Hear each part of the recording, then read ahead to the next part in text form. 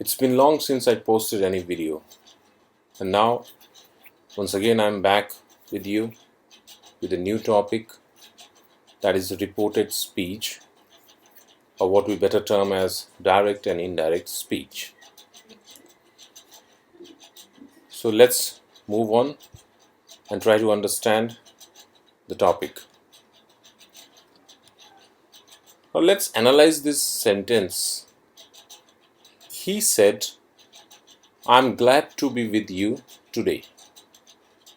Now here, as you can see, a sentence is written within the inverted commas. Now first let us try to understand what actually a reported speech is. Now whenever you see such a sentence, we can divide it into two parts. The part which is inside the inverted commas and the other part which is outside it. So here in this sentence or in any such sentence, the part which is within the inverted comma is termed as a reported speech. It is termed as reported speech, and the verb immediately before the inverted comma, as I have highlighted here with the red color, this verb is called the reporting verb. And the function of a reporting verb is to report the reported speech. Here this verb is reporting this speech, and the speech which is within the inverted commas is called reported speech, or this is also called direct speech. Now see here, I have defined what is a direct speech and indirect speech. A direct speech is basically words by the speaker are reproduced or repeated as it is without any change. So whenever we repeat or reproduce the words of the speaker same to same without any change, then it is called direct speech. Means we are not going to make any change in the speech made by the speaker. As in this example, this subject has said these words. The subject he here has said these words. So why are we putting them within inverted commas? Because it shows that this is a direct speech and this has been written without any change. These are the words spoken by the speaker. So whosoever be the speaker, if the speech is not changed and it is reproduced as it is, then it is called a direct speech, and it is always put within the inverted commas, double inverted commas, as you can see. And what an indirect speech is, words are not reproduced or repeated, but desired changes are made. So here we make certain changes as per our requirement. We do not reproduce or repeat the exact words of the speaker in indirect speech, but we make certain changes which are required, which are essential. Like you can see here, this direct speech, I have changed it to indirect here. He said that he was glad to be with me that day. Now if we change this direct to indirect, it will be written like this. He said that he was glad to be with me that day. Now you notice some changes here. We see that the conjunction that has been used here, then was, helping verb was is used here, then the term that day is used here. Instead of you, we are using me here. So we are making many changes, and this is what we have to understand. This is what we have to learn in this video, how the direct speech is changed to indirect, how the changes are made, or what are the rules to make the changes. This thing we have to understand. So I hope you have understood that what exactly in this slide, what I wish to convey you is that this basic thing should be clear, that what a direct speech is and what is an indirect speech. So once again I'll repeat it for you. If the exact words of a speaker are repeated, it is a direct speech, which is always put within inverted commas. And if the words are not repeated as it is, some changes are made, then we call it indirect speech.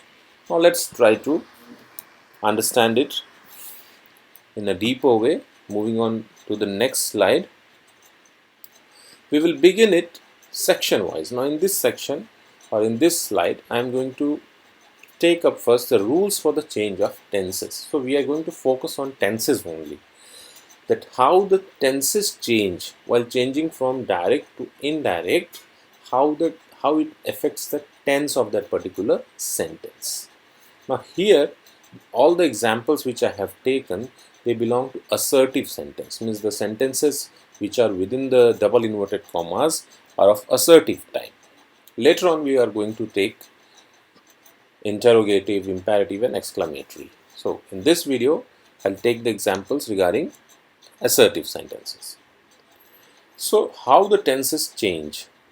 In this, we have to understand two rules. The rule number one is that if the reporting verbs is in present tense or future tense, the tense of the verb in the reported speech does not change. So this is the first thing which we have to understand, that as soon as you get a question of a direct speech, we have to focus on the reporting verb first and identify whether it is in present tense or future tense.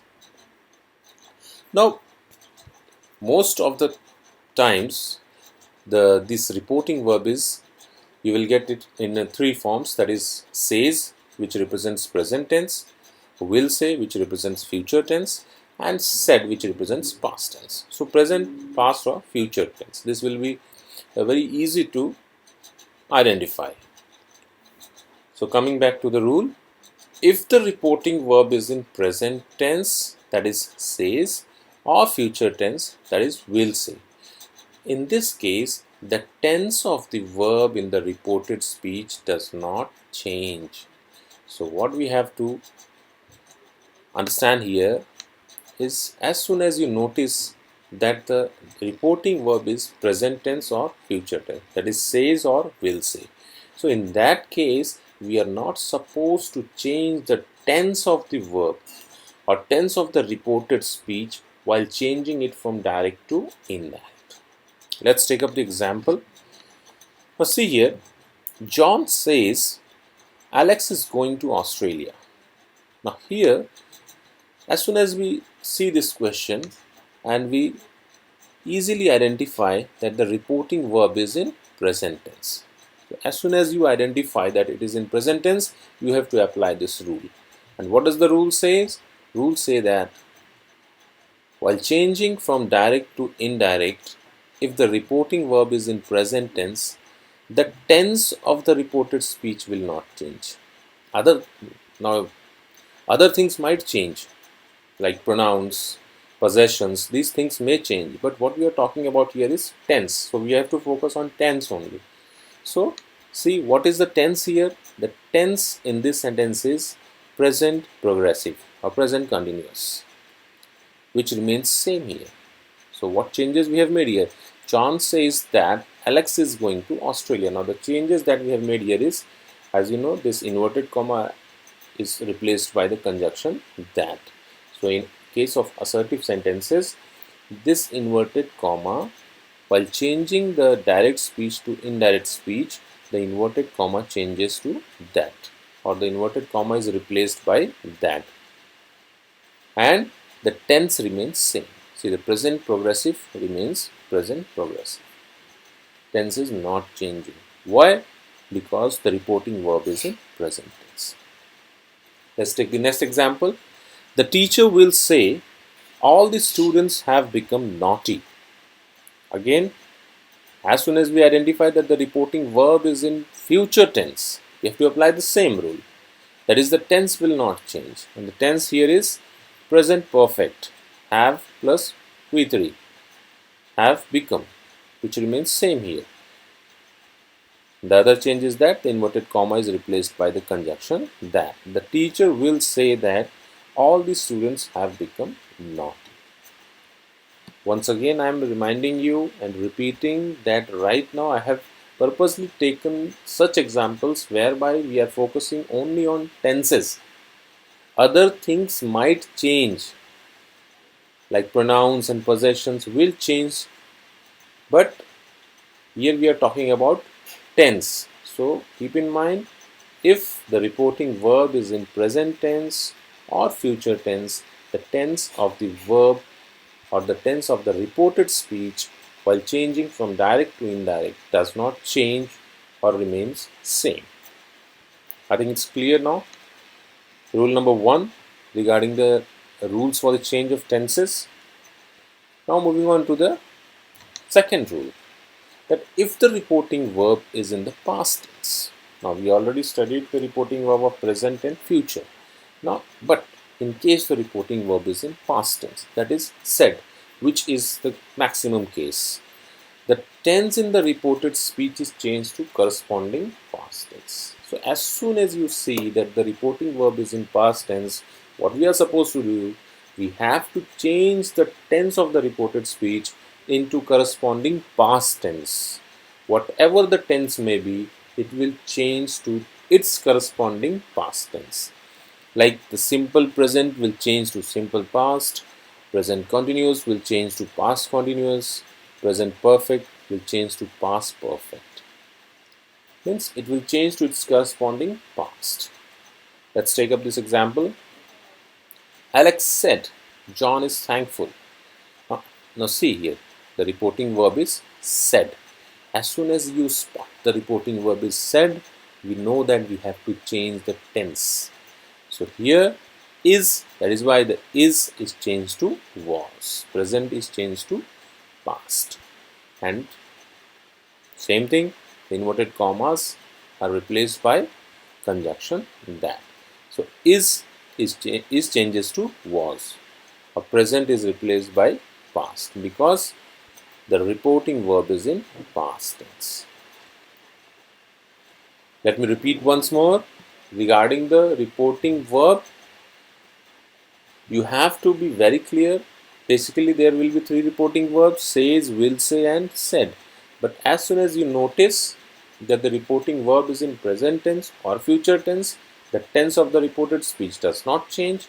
But if the reporting verb is in past tense, the tense of the reported speech changes to corresponding past tense. As you can see, all the tenses are changing to its corresponding past tense. We'll take up the more examples, then it will be simpler for you. Now I have made a list of frequently used words. There are certain words which are very commonly, very frequently they are used in direct indirect speech. So you can just go through it and it will give you a very clear idea how they are changing or the verbs are changing in case the reporting verb is in past tense. So now we are talking about the past tense. The present and future is over.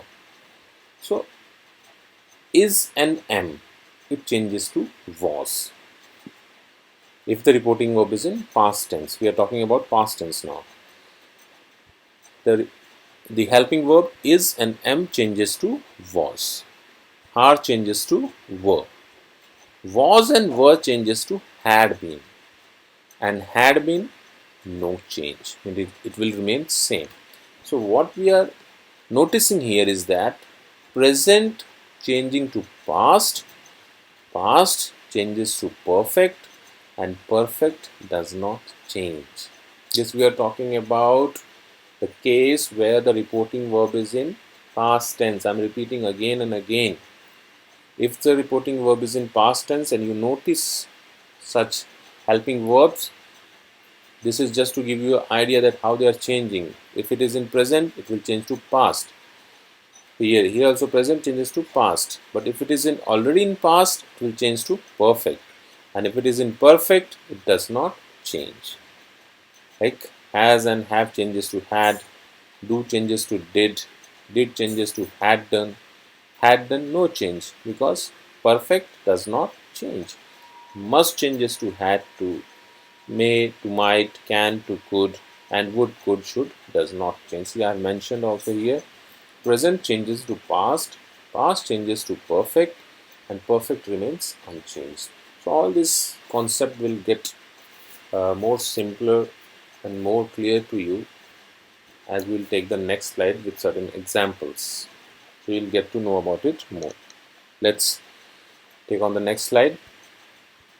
Now see the example. I have taken all the previous slide, whatever words I had taken, all are used here.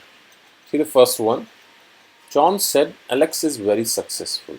Now here all the examples are of past reporting verb. So first example we are taking, Alex is very successful. So we are using is here. So what I told you, is will change to, is and am will change to was. And this is as you all know, that the inverted commas are always replaced by the conjunction that in case of assertive sentences. I am taking the example of assertive sentences. So John said that Alex was very successful. Present changing to past. Present is changing to past. That is why is changes to was. Now in the next example, in direct speech I have taken the example of past. John said Alex was very successful. Now it is already in past tense. So what we have to do? We have to change to perfect. As I told you in the previous slide, present changes to past, past changes to perfect. So was changes to had been. John said that Alex had been very successful. And if it is already in perfect, John said Alex had been very successful. It is already in perfect. So it will not change, because perfect does not change, it remains same. So John said that Alex had been very successful. Present changes to past, past changes to perfect, and perfect no change or does not change. So this concept, I think, how it is used, how the verbs are changing, examples are very simple. Now see, that was all about the helping verbs. Suppose you are getting main verb. There is no helping verb. We are given with the main verbs only. See here. John said Alex works night and day. So here the word works, or the verbs ending with s, you know, it shows present tense. So this verb is showing that the sentence is in present tense. So we know when the reporting verb is in past tense, that is said, the present changes to past. So we have to change the present to past. John said that Alex worked night and day. Works is changed to worked. That is present changes to past. Now if it is already in past tense, John said Alex worked night and day. So what we have to do? We are supposed to change it to perfect. John said that Alex had worked night and day.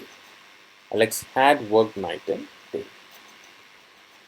And if the question is already in perfect, or the reported speech is already in perfect tense, then it will not change. John said Alex had worked night and day.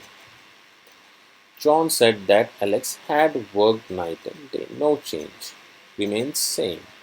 Only the comma is replaced by conjunction that. And last but not the least, John said Alex must learn to computers. Alex must learn computers. So as I've given in the previous slide, that must is replaced by had to. So John said that Alex had to learn computers. So those words which I had given in previous slide are very important. They are very frequently, very commonly they are used everywhere. So you must keep in mind, should be well familiar with that. So this is all about the part 1 regarding direct and indirect speech. Now here I have taken up the basic things, that is what a direct speech and indirect speech is, what is a reporting verb, what is a reported speech, and how the tenses are affected by the reporting verbs. And I have explained that with the help of examples, and all the examples that I took all were assertive types. So this is all with this video, and in the next part I am going to take up the other things like how we are supposed to change the pronouns and possessions, and what are the exception to rule number 2, that is rule number 2, which says that if the reporting verb is in past tense, then the tense is changed to corresponding past. But there are certain exceptions to that we'll take up in the next video, because if I continue with this topic, then the video is going to be very long, and that will, according to me, that is not okay.